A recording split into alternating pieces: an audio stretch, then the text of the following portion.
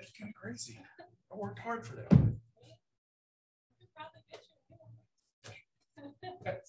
I don't even make people call me that. Matter of fact, when they try, I say, no. Please don't. Don't want to be presumptuous.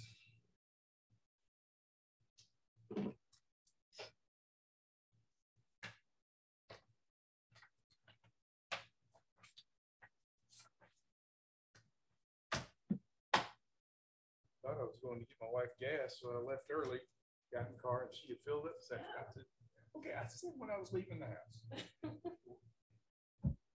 She probably thought I said that she went to get gas. That's probably what she thought.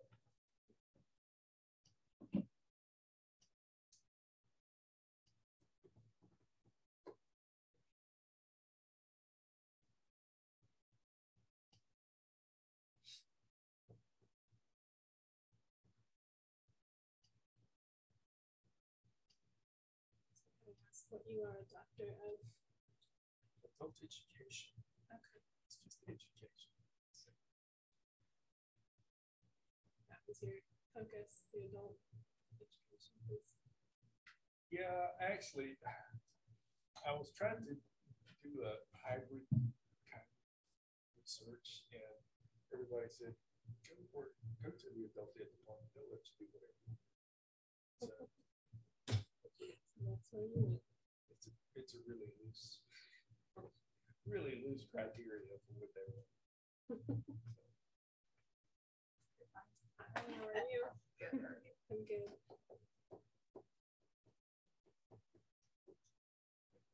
Penny, a doctor of political science. Oh, cool.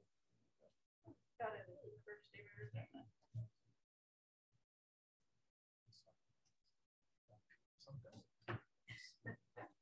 I think we need to be better about asking. How would you like your name to be? Or just have a standard. Yeah. Degree, put it on. Exactly. Yeah. I don't use it much anymore.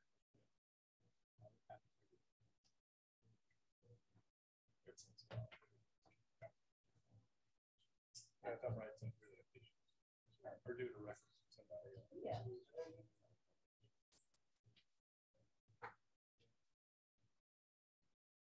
There's some people who just ask.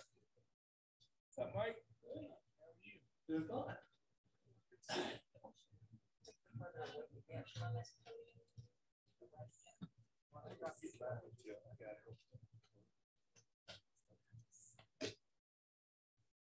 What's your retirement age?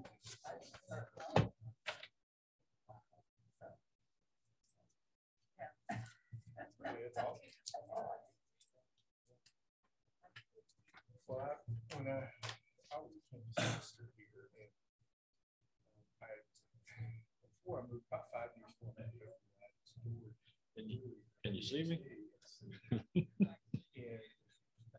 You can see my head. All right. Can you hear me? Test, test, test. All right. right across the street from the university, Test, test, test. 1, 2, 3. All right.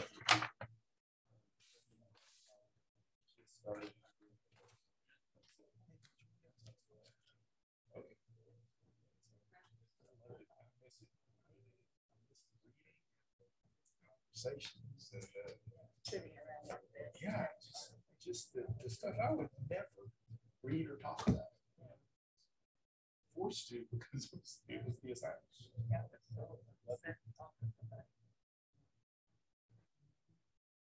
I get to it with my wife. She's a 8th grade social studies teacher, and so she gets asked all the time. So she really broadly stuff with it. So.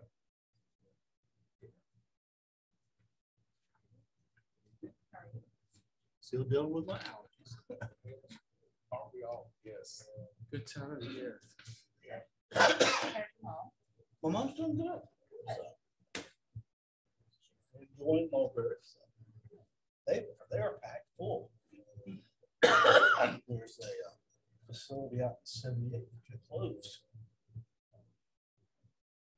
I think the name is that by the landfill across the line. Apparently they gave them 3 days to do this. Wow. Yeah. Oh, trying to settle that stuff. Yeah, and 17 of them came to Mulberry. Mulberry filled them up. Wow.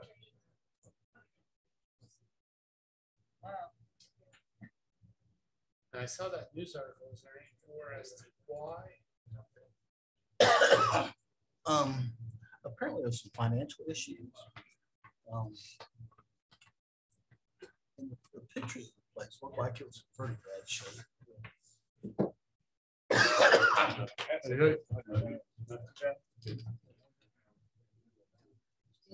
For schools out. I'm doing Whatever makes you So- comfortable. Yeah. Or start this week. It's halfway over, right? But it is ours. Or, That's what Matt told us last week. He survived, I think. mine is drainage causing me to call. They've got stuff A couple of weeks ago. different sprays, two acid reflux.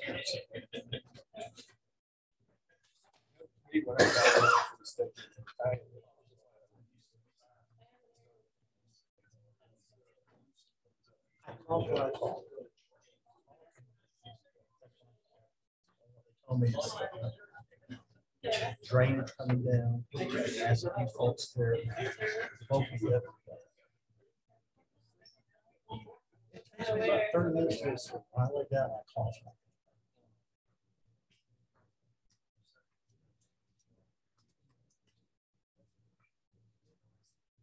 But my ENT doctor and I are good friends. I see him every time. I can't imagine.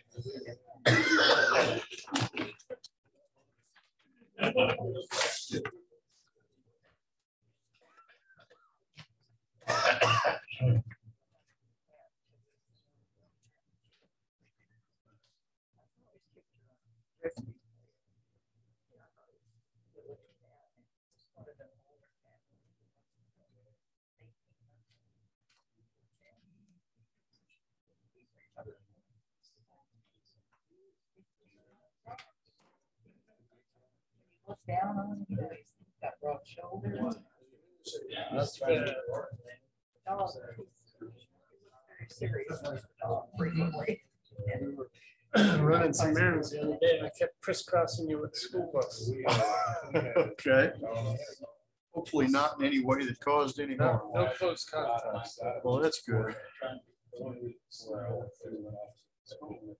Yeah, when we run around in a company vehicle with all sorts of numbers on it, I've had one in 10.5 years, I had one person say, that bus cut me off.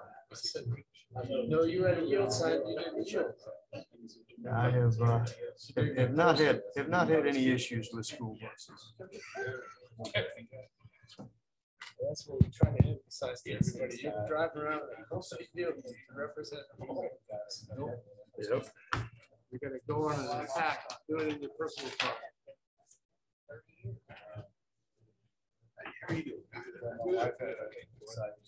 Electric new one. So far, so good. I can catch up with myself. Some big question. Well, today.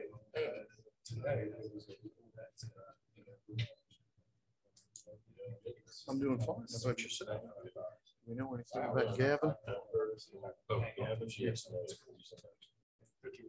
We're having a little trouble getting everybody to show up on a regular basis. Okay. Well, I mean, I'm not saying they don't have good reasons. I'm just noting that we haven't had a full board in a minute. Yeah, but you know, we've had a quorum and that's what counts, right?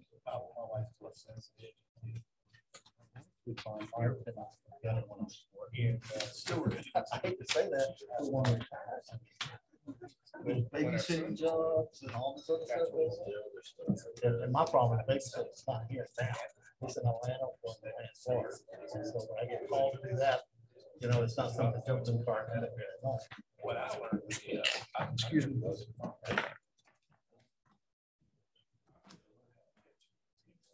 Recording in progress. I had to identify.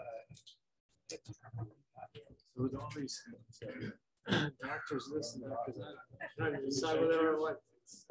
I'm a captain of unlimited tonnage, retired, or I'm a lieutenant of the U.S. Navy, retired. You know. I keep that on the low down anyway. I'm just like you don't have Charles on there, so no complaints. I could do that.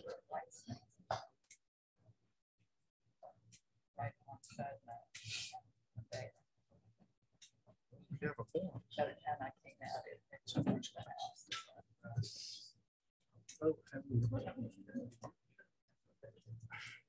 I want to say, And maybe that was. I want to say that we did have one that we had to walk away from. Yeah. 7.5 years that I can remember, but don't hold a gun to my head. How we doing? I'm doing fine. Thank you. Now there's no questions. I always think there's some question because I'm not voting most of the time. So, you know, I'd like to have a form voting rights. Well, no, I have to vote in time. Even number of voting numbers if you guys split, because I voted times. That's it. And that's not a big deal, but it's nice to have, you know, 6 or more voting. No, actually, I like odd because that means there's like no chance. Brad, Sir. the score is still higher, the no-show applicants than it is of the forum. So, Oh, really? yeah, Okay. so we're still ahead of that. Well, that's good. Well, considering that, you know, we get the big bucks to be here. you know, Both of them are very rare, but it has happened more often that the applicant didn't show up. When we had it. That's true.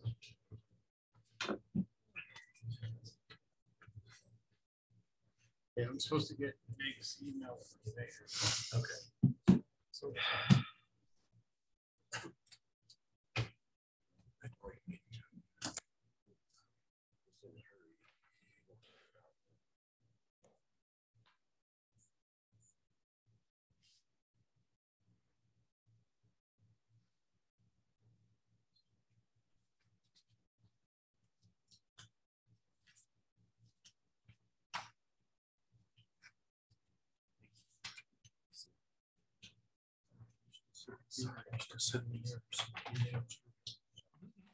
I'll try not to screw up. I just say it because everybody knows. No, variety is the spice of life. Should just right. Next time they're gonna stick. That's fine. As long as they let me in the room, I guess it's okay. So.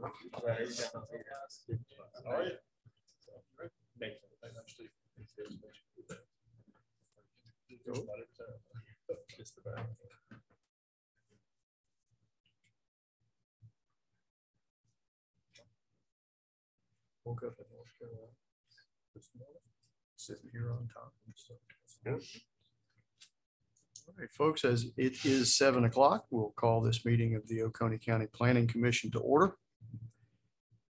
Good evening and welcome to the April 18th, 2022 meeting of the Oconee County Planning Commission. We are a recommending body to the Oconee County Board of Commissioners. Decisions made tonight on rezoning requests and other issues will be forwarded to the Oconee Board of Commissioners or appropriate city council for final action. Tonight's agenda and sign-in sheets for people wishing to speak are available outside the commission chambers. This is the procedure we follow. The Oconee County Planning Department staff presents their report and recommendations on each request. Public input is received from the petitioner or petitioner's representative. Public input is received from a group representative or any individuals speaking in favor of the request. This period will be limited to 20 minutes total. The petitioner or petitioner's representative is allowed an opportunity for response or clarification if time remains in the 20-minute period. Sorry, I'm a little distracted. I'm waiting for that chair to collapse at any moment. The public input session will then be closed. The Planning Commission will discuss the request and may ask questions of Planning Department staff and/or the petitioner. Upon a motion and a second, and after any discussion of the motion, the Planning Commission will vote on the motion. The commission may elect to approve, modify, place conditions on, table, or deny a motion. We ask that you observe the following items regarding public input. Upon approaching the podium, please state your name and home address. Please direct your comments to the Planning Commission and not to the audience. When there are multiple speakers, please avoid repeating statements made by previous speakers so that there is time to hear from everyone. We ask the audience to extend the courtesy of not applauding or commenting on any of the speakers. Do we have the sign-in sheets available? Oh, great, thank you. First item on the agenda is the approval of the minutes. Commissioners, thank you. Commissioners, you have in front of you the minutes of the March 21st meeting. Please take a moment to review and make any corrections, comments, or changes.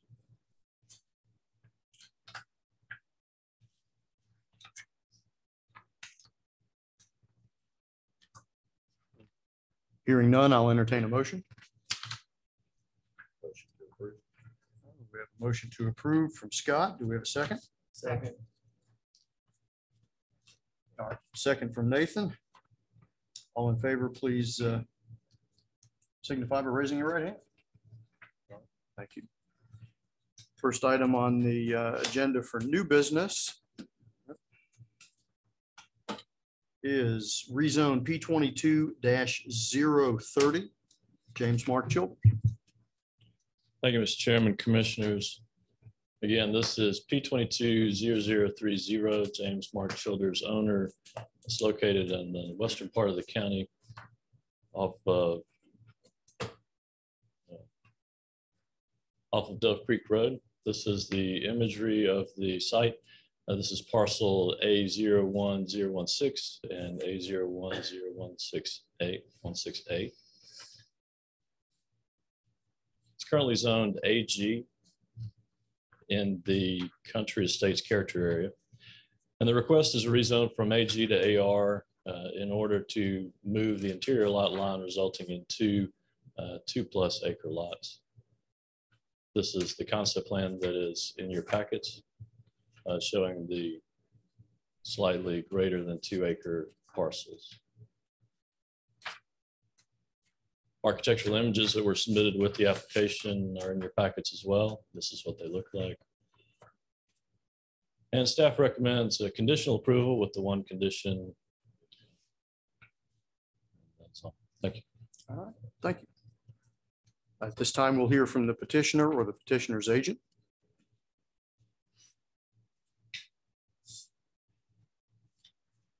Yes, I'm Chris Cagle. I live at 1243 Dove Creek Road, which is, well, you can't see it here, but on the previous, it was just behind the property. James Mark Childers' property, my property adjoined. He approached me with intentions to sell 1191. In its current state, it's just not large enough for a house consistent with my home and my brother's home. So we're petitioning, obviously, to move the lot line, get 2 acres minimum in order to build a little bit larger home, something more consistent with the community, just to control what's around us. That's my intentions. All right. Thank you very much. Thank you. Is there anyone else who wishes to speak in favor of this request? Is there anyone in the audience who wishes to speak in opposition to this request? Seeing no one, I'll close the public hearing and return to the commission. Commissioners, do you have any questions, comments? Not, I'll entertain a motion. Motion to approve P22-0030 staff recommendations. Motion from Scott to approve as submitted. Second. Second by Mike. Any discussion? Not. All those in favor of the motion, please signify by raising your right hand. Motion passes unanimously. Next item on the agenda is special use P22-033. Thank you, Mr. Chairman, Commissioners. Again, this is P22, special use P220033, located at 1973 Hog Mountain. I'm sorry, the property owner is 1973 Hog Mountain Road, LLC. Located on this parcel and a portion of B06007 and all of B06007-1B. The property is currently zoned B2 in the Civic Center character area.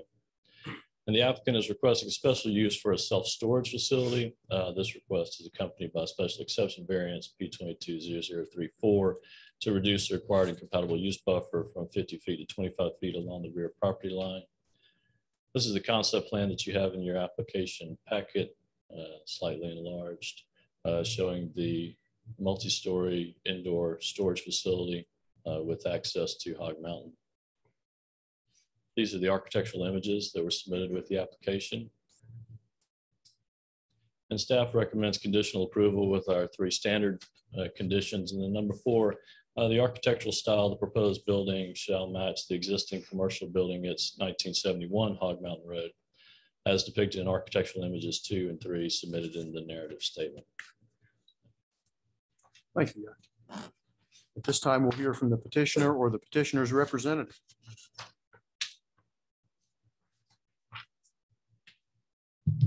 Good evening. My name is Frank Pittman. I live at 1400 Saxon Road, Watkinsville. I'm here representing the property owner, 1971 Hog Mountain Road LLC. It's Mr. Andy Bars, who is also here tonight, who'll be available for any questions you guys may have. Y'all remember I was here last year asking for a special use approval on this property. The property owner has owned this property for a number of years. It's been a little bit difficult to develop due to access, due to traffic congestion in the area. And he's tried to find a development that fits the community, but at the same time works with the surrounding development that he currently owns. The development last year, which you guys recommended approval on, the neighbors really didn't want it. The BOC did not pass it. So Mr. Bars kind of went back to the drawing board, and we sat down, we listened to the feedback that we got from the community last year, and the items that everybody seemed to have issues with were noise at night, traffic, security, parking, and the way that it looks. One of the neighbors said last year that the last project looked like a carnival. So we've come back to the drawing board. We've tried to figure out what works here and can work here and still solve some of these problems that the neighbors see. The property is zoned B2 today, outright with no conditions on it, which would allow for a 55-foot tall commercial structure. We don't want to do that. We're asking for approval to be able to do a 3-story interior climate control storage building, which would look like the office building next door. There won't be noise at night. Very seldom will anybody be in the building at night. These projects don't produce traffic, so it's probably the least traffic producing B2 product that you could have out there. Security obviously is a big concern with any self-storage facility. Parking, we're actually, if you see the plan, we're actually adding more parking that will be available to the existing buildings as well. So we're increasing the parking. And again, the look will look similar to the office building that's there. So it will look like an office building without a bunch of traffic. As I mentioned, we are zoned to allow this, but we are here to ask for special use from you guys, and really open to any questions you may have, but I'll leave it to you guys for questions at this time. Thank you. Thank you very much. Is there anyone else who would like to speak in favor of this proposal? Is there anyone in the audience who would like to speak in opposition to this proposal? Hearing no one, I'll return to the commission. Commissioners, do you have any questions or comments? I have one question, and that is, what would the hours be of the facility? And I asked that based on like some of the ones that I use. Yeah. Have no access period after 10:30 at night. So, Mr. Barnes, you may want to answer that question. I mean, I've seen them both ways. I don't know that has been established at this time. A lot of them, tenants will have a key card or some type of key access to get in. I don't know if you've given any thought to that yet. I don't want to speak more. Again, my name's Andy Bars, live at 1607 Lee Haven Way here, Athens, Georgia, Oconee County. To answer your question, Dr. Stevens, we don't have plans that would be that specific at this time. We're doing some other developments that are similar to this. I'm also familiar that they don't allow any access 10 o'clock. It varies depending on where you are. Should any access be granted at later hours, it would be limited, and it'd be a special use tenant that would provide that. So it wouldn't be a lot of traffic at all. All right, thanks. Any other questions or comments? I have a question or comment. I'm just wondering about when Stonebridge is developed, that area behind this property. Yes, ma'am. Or in front of it. How the neighbors are going to feel with a 3-story building in their backyard. Right. I just wonder, has there been discussion with? Well, so that subdivision isn't final platted yet, so no lots exist back there. We did have, we sat down, we had conversation, we went and met with Mr. Herring about it. I mean, this property is on B2 today. It allows for 55 feet, which is basically 5 stories. We felt like that we're decreasing that by probably 20 feet roughly from what's allowed today. And any less than that, it's hard to justify the cost. You go over 1 story, you got to put in elevators and all this kind of stuff, additional fire apparatus. You kind of got to get to that 3rd story to recoup that cost. So we're trying to be as limited as we can and be favorable to the neighborhood without completely losing, what his vested interests are today. All right, thank you.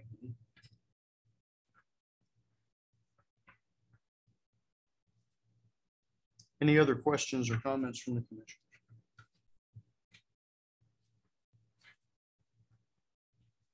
I have a couple. For staff,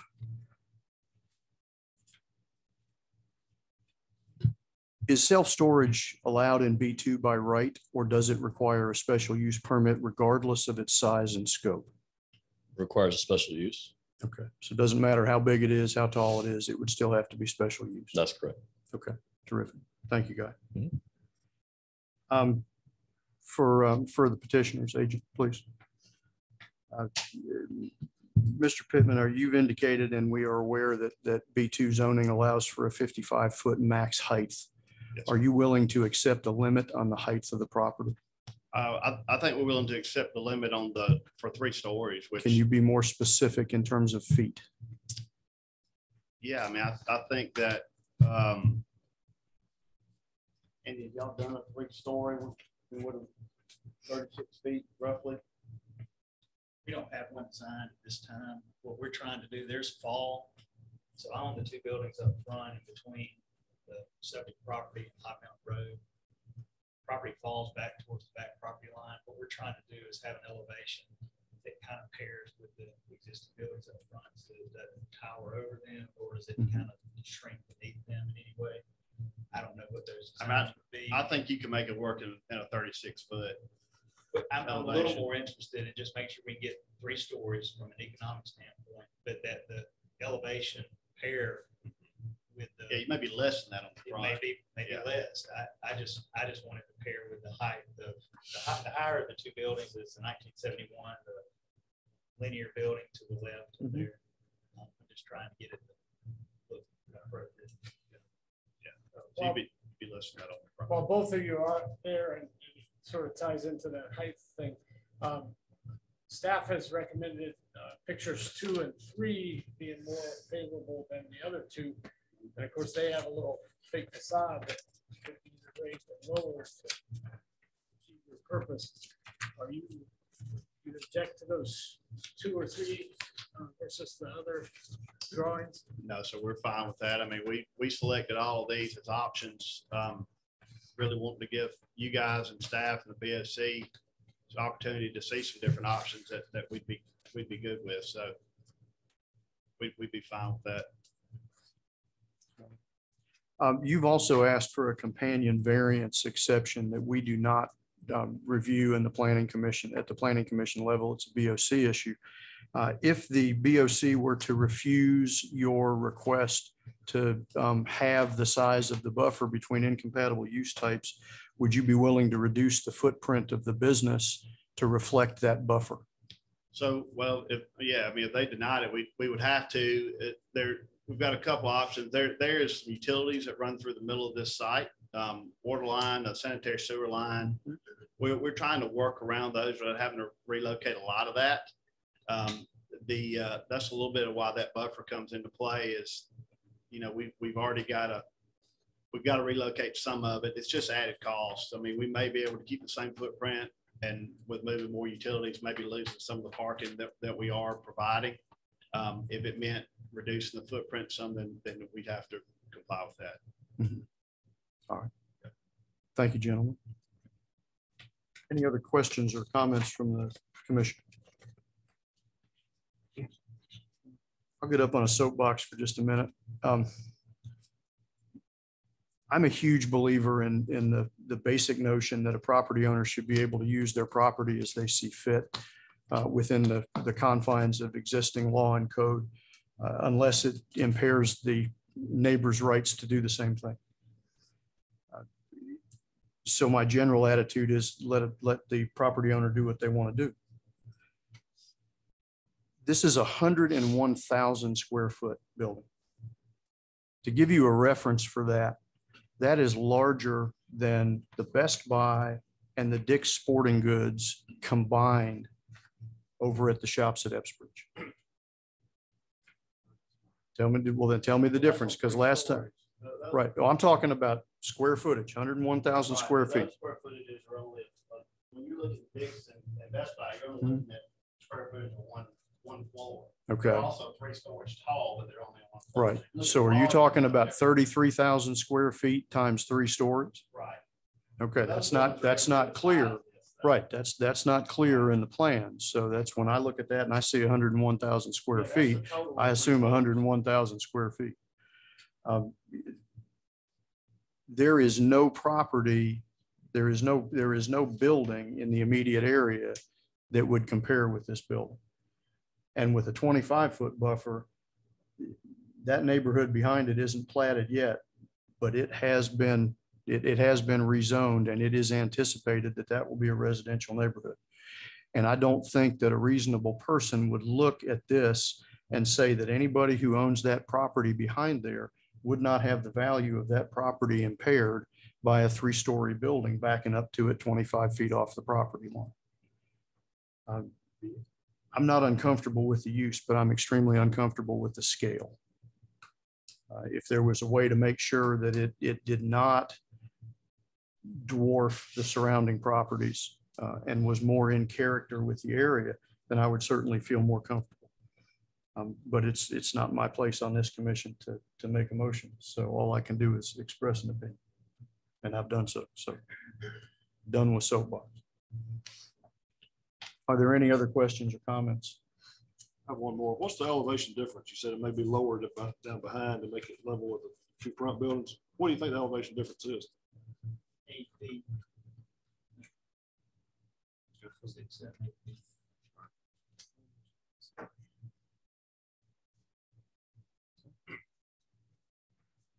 If there are no other comments or questions, I'll entertain a motion.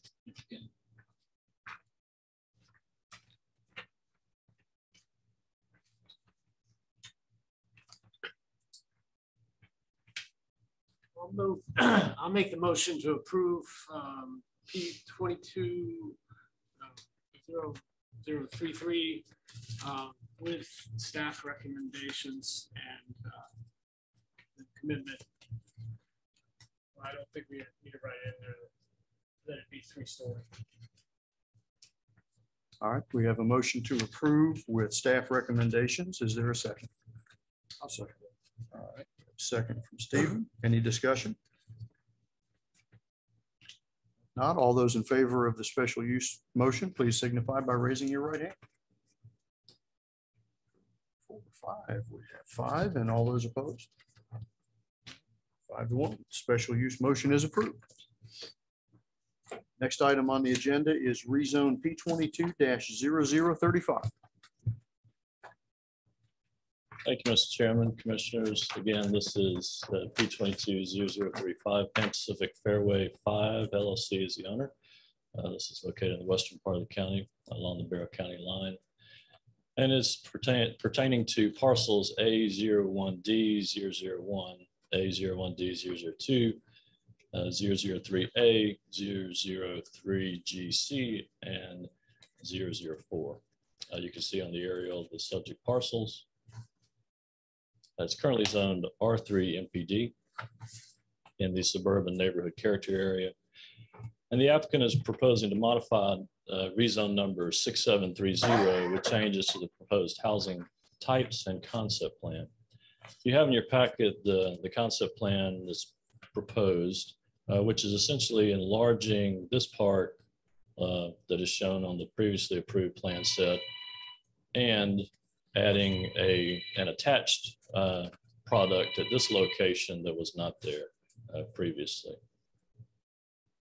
These are the two different house lot widths that are products that have changed. This is the previously approved, and these are the three that are now being proposed with the townhouse product here. And again, the concept plan that's in your packet and the architectural images for the single family detached and for the townhouses and attached products.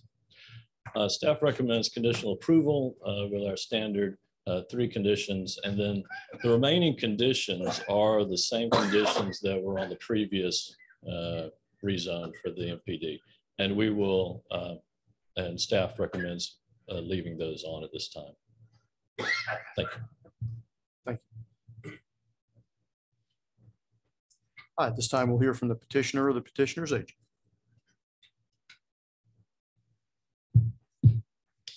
Thank you, Mr. Chairman, Planning Commissioners. My name is Bob Smith with Smith Planning Group, and it's a pleasure to be with you tonight. I'm here tonight representing Pan Pacific Fairway 5, also known as the Georgia Club. And with me here tonight is Keith Anderson, who is the Director of Construction at the Georgia Club. And over the past 5 or 6 years, I've had the privilege of working with the owners and leadership of the Georgia Club. Most of the development has occurred in Barrow County, with some development occurring in Oconee County. But now it has become apparent that the master plan must be revised in order to respond to market conditions, and really, quite simply, to make the plan better. The subject tract consists of little over 202 acres in the southernmost portion of Georgia Club. And the primary reasons for the rezone modification is to modify the design to enhance the public realm, which actually increases the quality and quantity of open spaces available for both passive and active recreation, and to provide a greater range of housing types available to the residents of Georgia Club. Currently, only one type of housing is available in this area of the Georgia Club, and that is the single family detached house. Even though the area is within walking distance to amenities such as the soon to be constructed resort style pool and fitness center, existing pickleball courts, multi-use trails, and of course, the golf course itself. As we all know, sometimes it's necessary to downsize as you age. All too often, it requires moving out of your neighborhood and away from friends that you've come to love and know, simply because there aren't housing options available in the neighborhood to meet your needs. These options typically include structures such as condominium flats, cottages, multi-unit structures such as fourplexes or duplexes, or in this case, townhomes. The residents of Georgia Club, as the residents of Georgia Club age, many of them would like to have the option of downsizing without requiring them to move out of the Georgia Club. The only option they currently have is to actually move out of the neighborhood. If you think about it, the only comparable option they have in Oconee County is to move to the various age-restricted retirement communities or continuing care retirement communities, which they simply aren't ready to do at this point.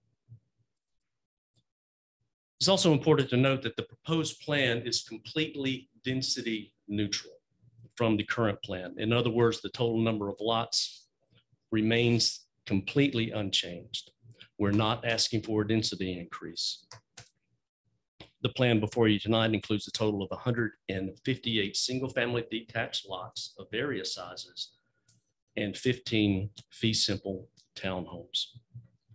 Finally, the plan does nothing to modify the high construction standards and design standards which the Georgia Club is known for. And I have a few slides that I'd like to explain the differences of the two plans. Mr. Hunt, would you mind flipping the light there? Thank you. Okay. I'll tell you what, let's just go ahead and go to the second slide. One more. Uh-oh, you stole this. Let's go back to your presentation so we can compare the two. Is it in there? There it is, right there. Right there. Okay, so the plan on the left here is the existing plan currently in force. And this is obviously the portion in Georgia Club, the southern portion of Georgia Club. This is Barber Creek Drive right here. And as Guy explained earlier, we actually are increasing the size of the amenity area.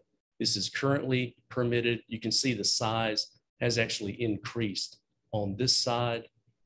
And we're removing some of the single family detached lots along this spine. And notice that we have no units proposed here. It's just more open space. We are incorporating a parking lot to serve the amenity area here because the existing parking lot simply isn't large enough. The current plan has this very nice kind of median or parkway type drive here. We're providing one over here as well, but we're reducing actually increasing the width of this open space between the back of these lots and a creek that runs in here. Okay, so we're actually pulling these homes up the hill a bit so you can see how this median is actually thinner. Perhaps the biggest change is here. See, the design is very similar, but over here you'll notice that we actually have two parallel streets that are divided by a median. Okay, and along the exterior of this is an alley going right here.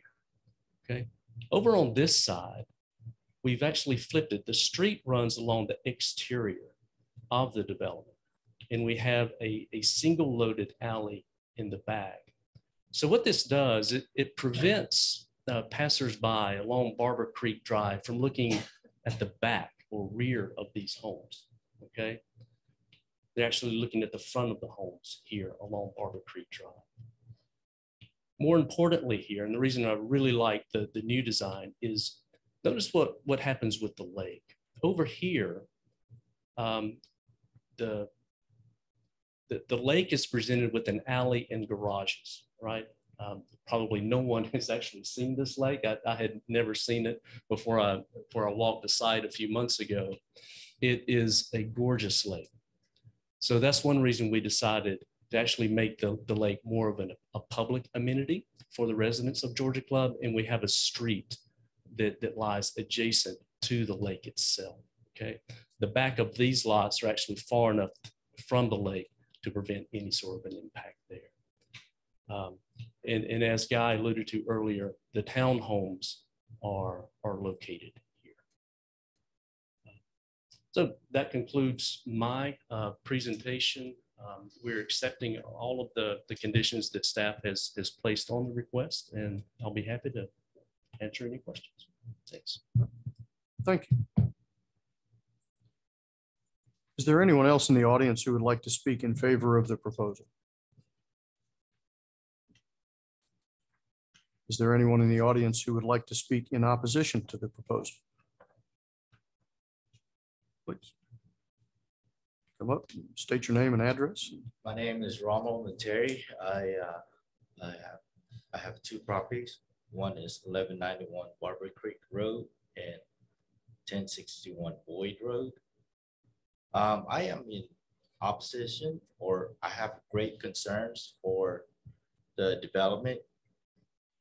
This is because myself and my neighbors here present, we are on well water, and I'm looking at the impact of the number of houses being proposed to be built and the way the houses are oriented. They're going to have a spillway going to the lake, and I see a spillway going to my neighbor's house, and it runs down another open lot, but that is owned by the development. It comes to the back of my property, and it has made a lot of erosion.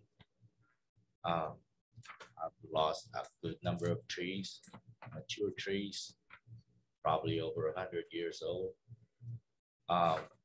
They're just falling down. And also the stormwater that comes down off of Barber Creek Road. I don't know what they're proposing for the stormwater. Is it going down to Barrow County side, and some over going to the south, which is going to the Oconee County side. My property over Barber Creek Road is my driveway is the very bottom. So whatever is further south of me comes down to my property and turns in. Whatever is north of me comes down and turns to my driveway. And I have talked to the road department, and they said that that is just where the water goes, but it is engineered to go to that one particular lot. I already lost my driveway once last year, and I had to spend a lot of money to repair it because of rainwater. When we had an 8-inch rain, it washed away my driveway. So, also, if it comes down, I mean, well water, storm water, and also wastewater. I don't know if they have the septic system coming out, but that is a great concern for us because we take our drinking water from our well. And that is my concern, sir. Thank you. All right, thank you very much. Would anyone else like to speak in opposition?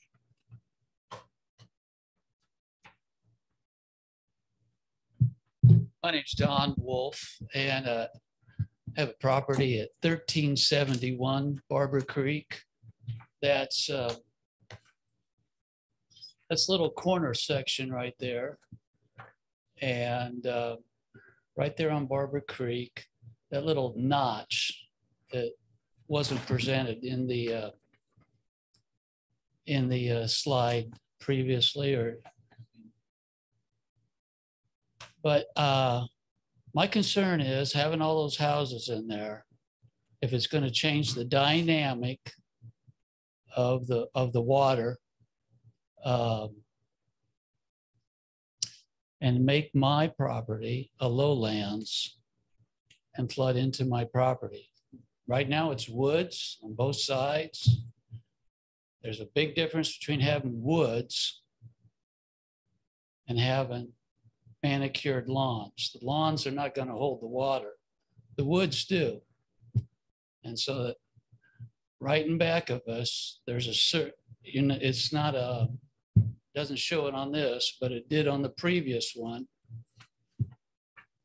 There we go. Right there. The circle would come around on the circle at the lower left of houses would come around there. And I'm just concerned about the impact of water coming out of there. Now, one thing that Rommel didn't mention was he's getting, that water comes all the way around and goes into his property from the Georgia Club, from my property, from others' property. It makes a big horseshoe and goes around. And he mentioned well water. Well, the reason he's mentioning well water is because of the fertilizers and insecticides that are used from the Georgia Club.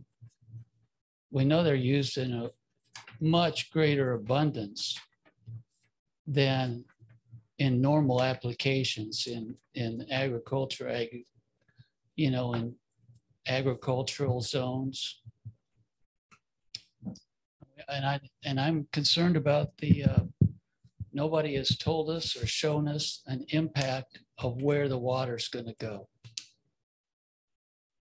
I was over at Rommel's the other day, and there's 10, 12-foot gouges in his property, higher in this room, and it's eroding the root systems out of 100 and 150 foot tall trees, and they're toppling. And so I just believe that the surrounding residents need to be shown the different impact this is going to have on our properties, as far as water, as far as creating wetlands.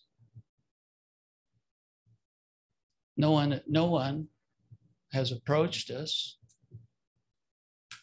We don't have homes right around us right now. But it would seem like we should be shown what the water's going to do before it happens. That's it. Thank you, sir. Is there anyone else who would like to speak in opposition to the request? Mr. Smith, you have a little bit of time left for clarification or response. Would you care to do so? Yeah, thank you, Mr. Chairman. Just a point of clarification. I'm a little confused as to where the residents reside. And I don't want to address the residents directly, but is it along this side or is it down here? I'm curious where the concern is. Guy, can you give us some clarity as to where these? I do not, but you can ask that. Okay, then, sir, would you please identify the locations? Okay, gotcha. Okay, now, Rommel is down the road down here, where the water comes around, down this part, comes around. Thank you. Thank you. So that helps. Topographically, well, first of all, we all know that we have to control stormwater, right? And that's done through the development of stormwater detention basins and infiltration basins, right? And water quality basins. In this case, all of the drainage in Georgia Club is actually going this way. Okay, you can see the outfall of the lake is actually going this way to Barber Creek Drive. It's not actually going uphill in this direction. So I actually think that the neighbors are safe. And in any sort of water that leaves the Georgia Club, we have to control. We can't increase the amount of water at all. As far as potable water, water is provided by Oconee County And on the Barrow County side, it's provided by Barrow County. But all of the sewer that is generated by these homes is actually treated. There are no, it goes to the Barrow County treatment facility. Okay, that this is sewered. This is not on septic tanks. Okay, so I think we're clear, in regards to contaminating any wells at all. And let's keep in mind that the existing plan is really not changing at all, and we're increasing the amount of open space, which further decreases any sort of impact on stormwater. Thanks. Thank you very much. At this time, I'll close the public hearing and return to the commission. Commissioners, do you have any questions or comments?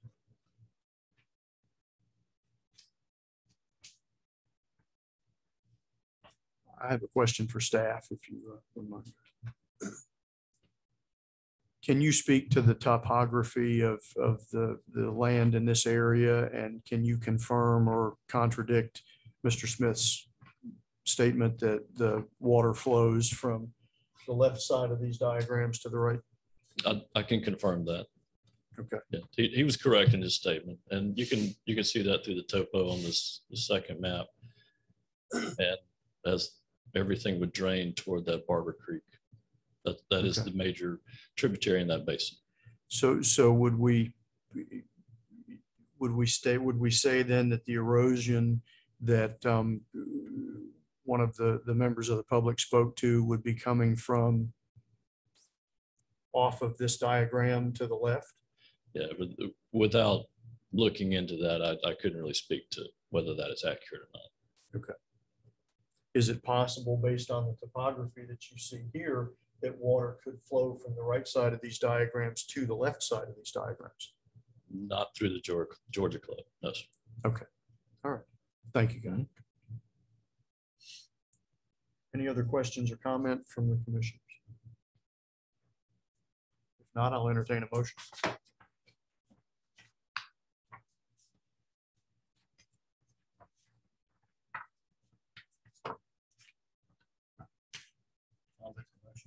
Approve with all the conditions. We have a motion to approve with staff conditions from Mike. Do we have a second? Second from Nathan. Any discussion? All those in favor of the motion, please signify by raising your right hand. Motion passes unanimously. Next item on the agenda, if you have been looking for a reason to cancel your Netflix subscription, we may have it for you. We have the second in our series of Planning Commission training videos, which you all are free to stay and watch. We, on the other hand, have no choice. Get back for $25.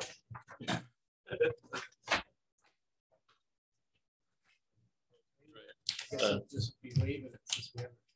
Thank you, Mr. Chairman, Commissioners. Again, this is the next in our series of videos from APA for your viewing pleasure.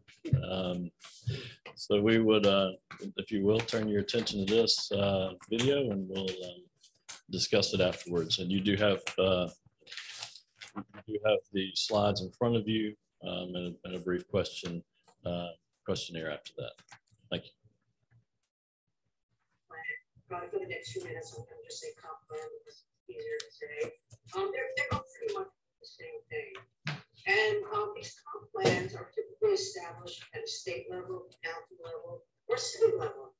And really what they are a roadmap or a guidebook to how a community views itself and how they want their future to be and how they want to grow. It really encompasses their goals, policies, and visions for their future. And as I mentioned earlier, the first comprehensive plan to be created and adopted in the United States was in Cincinnati in 1920. So how a comprehensive plan is used. Traditionally, local governments use them as their principal planning tools, and they take a long range time perspective, anywhere from 10 to 20 years. If cities are planning what the community sees for their future. And you have city plans and then county plans that include areas within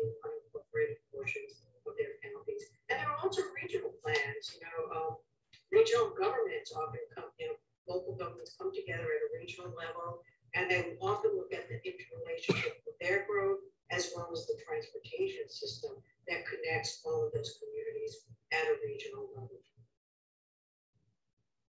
So what's included in the comprehensive plan? As I mentioned, the goals and policies of community and the interdependencies of various elements are included in the comp plan. And I mentioned that comp plans are often done at state, county, regional, or city levels. Well, they're also done small area or neighborhood plans, neighborhood levels. And at that level, they're really digging into how a neighborhood envisions itself and how it wants to grow. And they're often looking at the interdependencies and the relationship between land use, transportation, historic preservation, and the natural environment and parks. And these elements often have their own sections within a comp plan, or sometimes they're a separate document appended to a comprehensive plan. And so the elements in a comp plan, again, at a city, county, and regional level, and sometimes at a neighborhood level, we'll dig deep into this. We have land use. What are the land use patterns? How do we want to designate land uses within our community? Housing. What's the density of housing in our community? Where do we want it to be high density versus like single family development?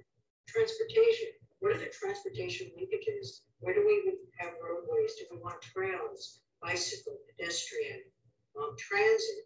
All that's included in a transportation element. Public infrastructure, utilities, and then of course historic preservation, looking at do we have historic districts? Do we want to designate historic districts? What are the important cultural features of our community or our city? Community or institutional facilities. Do we want to plan for new community centers or new libraries? That's what's looked at in that component. Parks and recreation, similar. Do we want to plan for new parks and new recreation facilities? Well, how do we even preserve some of these elements? Agricultural rural lands. Do we want to ensure that development doesn't encroach on the agricultural rural lands that we actually have today in our community? And then critical areas and hazard. That often includes things looking at wetlands and slopes and topography, natural features and wildlife. So all of these elements come together in the comprehensive plan. So why am I telling you all this? Why is this important to you as a planning commissioner? Well, your role as a commissioner is really going to be making some land use decisions within the context of the comprehensive plan. And often you will be required and asked to update the comprehensive plan or review proposed updates to the comprehensive plan. Usually it's on an annual basis, but there are also, depending on the community, it could be other time frames. And then you will also be asked to advise local officials as well as city council on the community goals set forth in the plan or in the update of the comprehensive plan. So how are comprehensive plans implemented? Well, for the most part, comprehensive plans are not regulations. There are exceptions to that rule, but in general, they are not regulations, although in some places they can be adopted by ordinance or just with guidance. But typically, land use ordinances such as zoning or subdivision regulations are required to implement the goals and the vision of the comprehensive plan.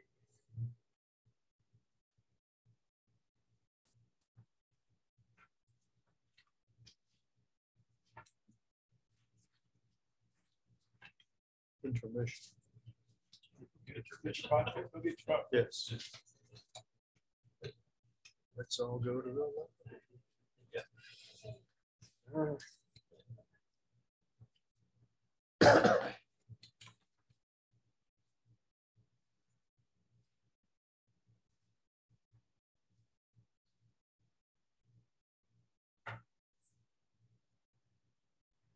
Did this in the high school classroom. You got it. You're dangling that $25 over our heads. No. It's one of the things I used to teach teachers is how to smooth this. Of course, that was pre-internet. I did everything on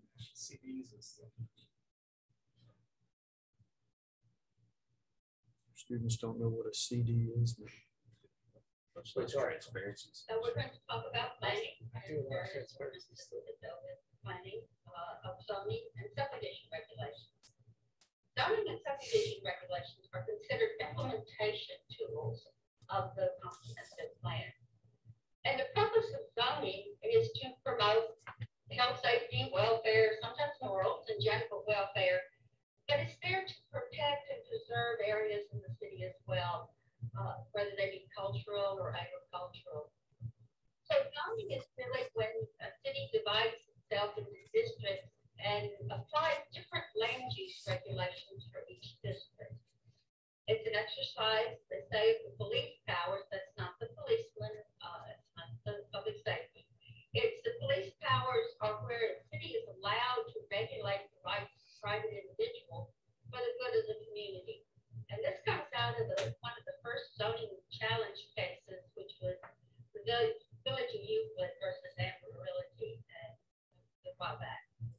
The United States adopted the standard zoning enabling legislation in 1926, and it's interesting to push that first standard zoning enabling legislation. It was Herbert Hoover. He didn't do as well later, but he did really good with government planning and getting the City Planning Act established at the national level. Most of these were adopted by states in the following years. And in Texas, as soon as 1934, the police powers were upheld that property is subject to those powers. So usually zoning regulations are adopted in accordance with comprehensive plan, and they're there to put these police powers into practice. I think every zoning ordinance in the United States starts with this following list.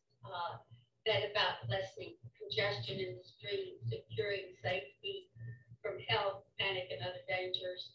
Some of them changed in wording over time, but it's generally promote health and safety, welfare, adequate light and air. And these come out of what Linda talked about earlier in the tenements in New York, where the living conditions were not all that good. And it's looking for separation between building structures and how they're ventilated. That again comes into the overcrowding of land and to avoid that concentration of population. But it's also looking at providing adequate provision of transportation, water, sewers, all the other necessary things that are in the city, all the public requirements. Okay, there are two parts of the zoning ordinance. The text, which has all the regulations, spells out what the districts are, what the uses are in those districts, and all the requirements that go along with zoning a piece of property. The map, it shows where the districts are.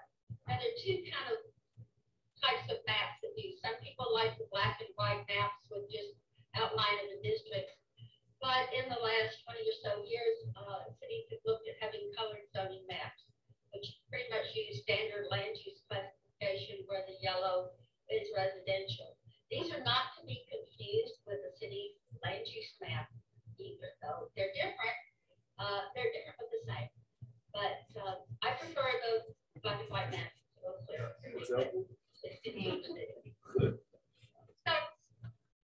some of the things zoning can regulate are really the use of the land. After that, it can look at the height, the number of stories, the size of the buildings, how much of a lot can be covered, the size of yards or setbacks or open space. And also in zoning, by the size of the lot or by the designation, whether it's a single family or multifamily, can look at how dense an area can be. So you're looking at the location and use of the buildings, whether they're for residential or for business or for industrial, but you are able to separate them out so that they don't compete with each other or have negative impact on them. So a city divides itself into districts. And as I just said, there are different types of districts. Generally, they start with residential districts and graduate in intensity from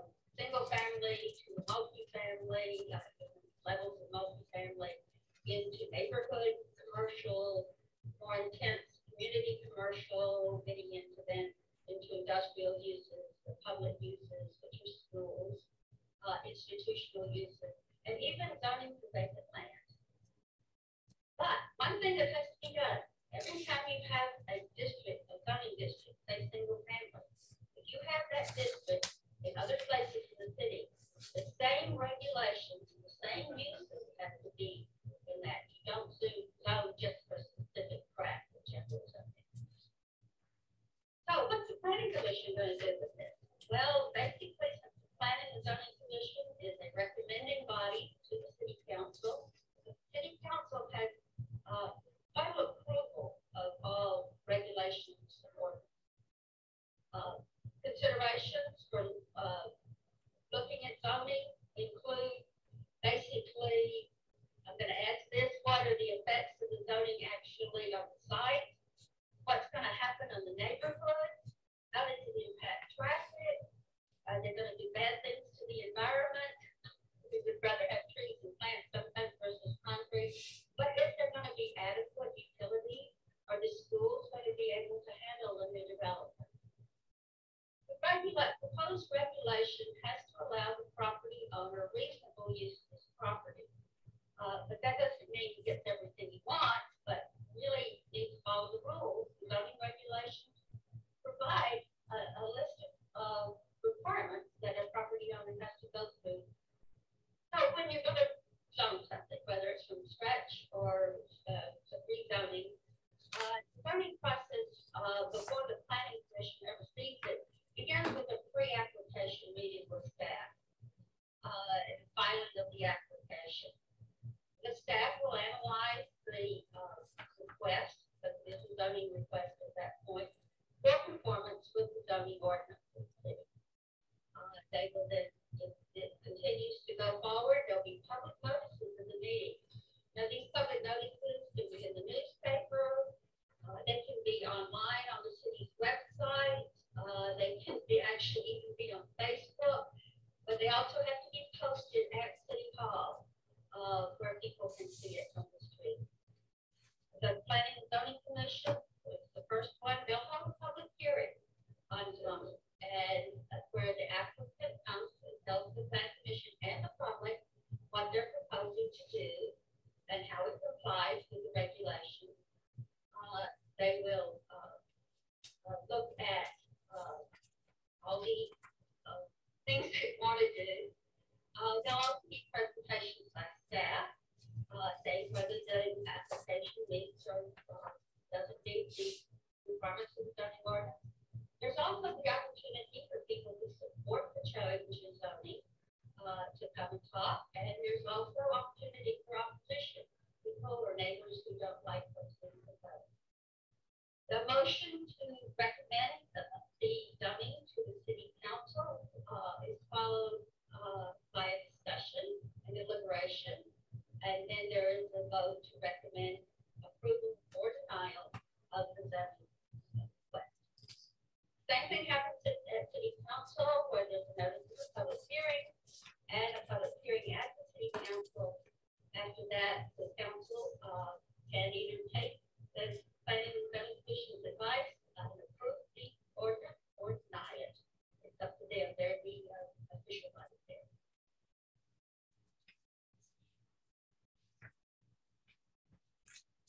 All right, thank you, Chairman, Commissioners. I know some of that, maybe most of it was redundant, and I apologize for that, but we did want to provide this for an opportunity to discuss. If you had any questions or any thoughts about what was presented in the slides this evening. And we do have the questions, the discussion questions there in front of you that we've provided as well. And the answers to that as well. So the purpose of the comprehensive plan, obviously, as we discussed, the community's roadmap and guidebook for future, including its goals, policies, and visions. The elements of the comp plan are goals and policies, areas, small area plans, various interrelated elements of the community, land use, housing, transportation, infrastructure, parks and rec, and natural resources. And then we're about to embark on our 5-year update for our comprehensive plan. So we had our full update back in 2018. So our 5-year update will be coming out this summer. It'll take us about a year. It's due next summer. So we thought this was a good time to discuss that. Obviously, that will come before you guys as well. So you'll get to see some of that. But that takes a lot of community input. It updates our short-term work program. So it's not a full-blown analysis as we did back in 2017, 2018, but it will be an update for that comp plan. And any changes to that will then be, incorporated in the comp plan next year, and will come before you guys for decisions that you'll make in the future, right? So we base our staff reports on the comprehensive plan and what it lays out currently. And if that changes, over this next year, by next summer, then obviously those changes will be implemented by staff, and you would be advised in our staff reports how that would affect any future zonings. So the 5-year review is just by staff as to how we're doing compared? No, this will be a public input process as well. Because the one thing that's changed is Watkinsville's dropped out of comprehensive. Their contribution to the comprehensive plan differs from the actions that they've taken recently, and Bishop as well. So how are we going to address that? Well, as the video stated, City Council makes final approval.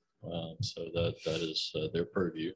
And then they saw fit to make those decisions that they did. So they still are part of our joint comprehensive plan. To my knowledge, they haven't created their own comprehensive plans, so they have to have them to be qualified local government. Certainly, so if you did a review of the comprehensive plan, theirs certainly has changed more than maybe ours, right? Changed the current. So those items will all be discussed over the next year. And then we felt like it was appropriate that we bring that before you guys this evening. And then under the zoning ordinances, that was the second video we saw. Obviously, promote health, safety, welfare, morals, and preserve places of historical, cultural, architectural, and I would say environmental significance.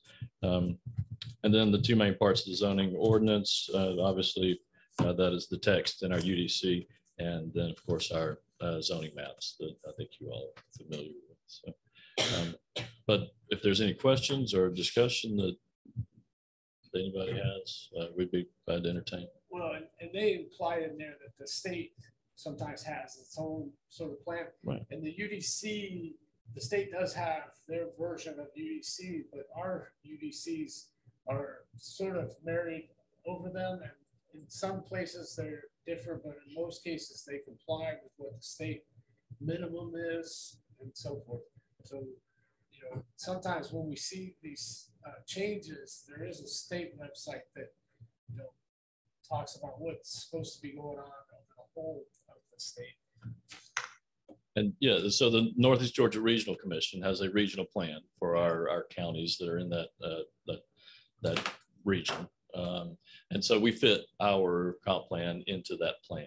And, that's where those DRIs come into play. So your development of regional impacts, their review is based on those regional plans that are created. They do look at ours and make comment on ours as well.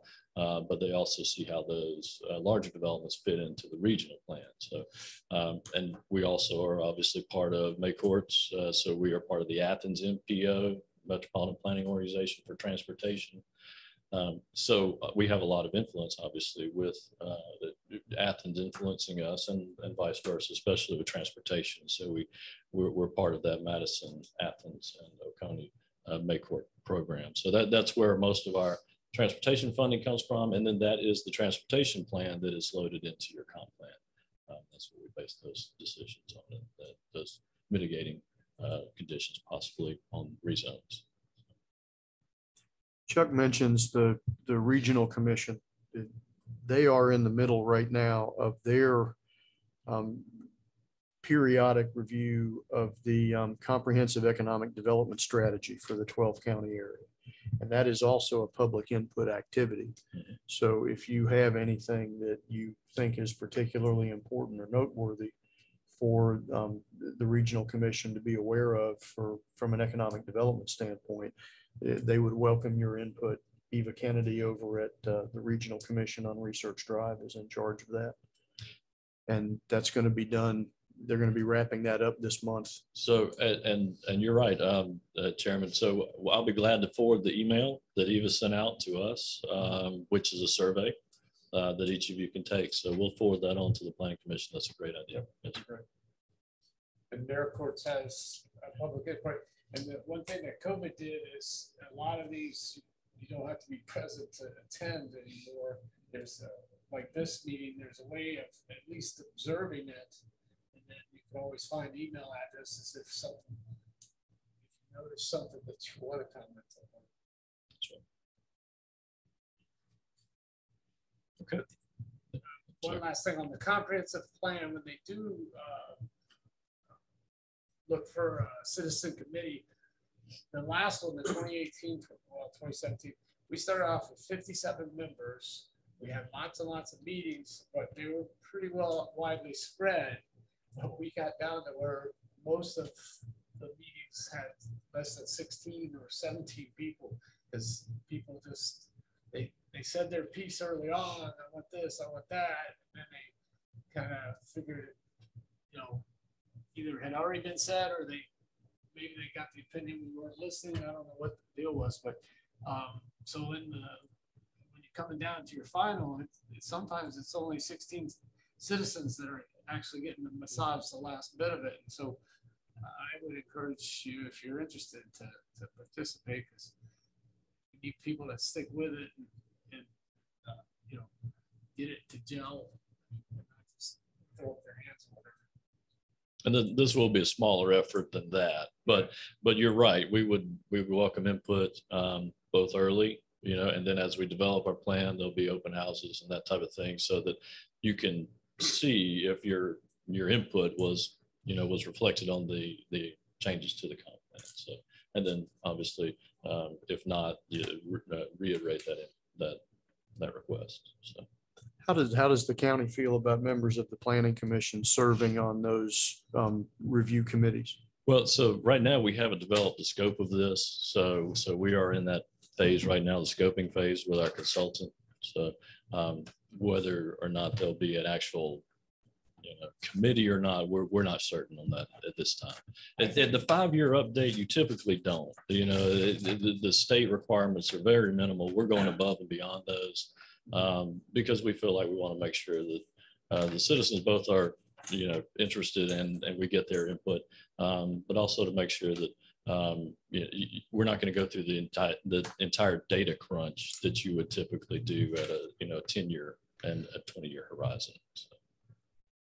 We actually had growth projections and other things that were brought in to share with us, but I wasn't on the committee because I was a planning commissioner, and in fact, if you do join, you're joining basically as a citizen, because there is no appointments type situations. And so as such, we should, you know, listen more than necessarily, you know, I didn't play too much of the massage game, but I had to, you know, do a lot of listening. So. Okay. All right. Thank you. Very good. Thank you. That's all we have on the agenda. I'll entertain a motion to adjourn. And a motion and a second. Thank you, folks. Thank you.